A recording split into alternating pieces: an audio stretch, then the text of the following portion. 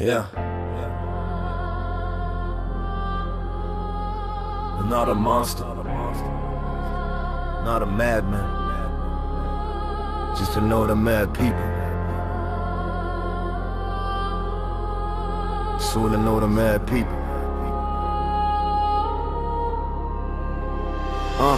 Yeah, we study history like it happened somewhere else, like evil needs a passport and a different kind of self. But it don't start with armies, don't start with flags and smoke. It starts with one loud voice in the room that never spoke. Starts with a rumor posted, 30 people hit agree before a single fact is checked, before anyone can see the new family on the block become a symbol, not a name. Small stage, same mechanics, different players, same game. It's the pattern.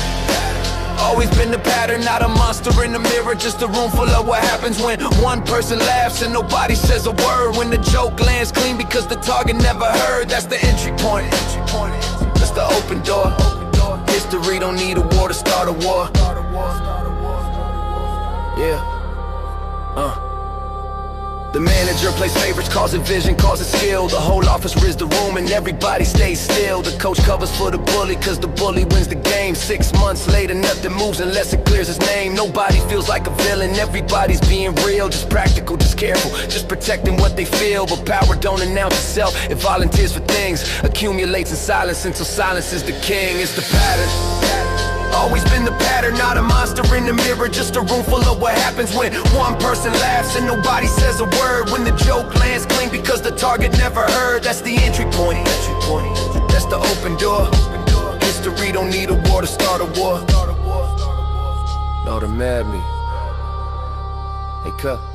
This is what the historians call the banality of evil. Not a monster, not a madman, just an ordinary people signing off on something small because the something small felt safe. Telling yourself it doesn't matter while it's carving out a space. And it mattered to the person in the pattern, felt it land. Built another quiet wall, nobody consciously planned, except they did plan it, not with meetings, not with maps. Just 10,000 small surrenders filling in the gaps. Yeah, the ones who broke it weren't the powerful, weren't the loud. They were one voice in the hallway, one question in the crowd. Not a perfect speech, not a movement, not a sign.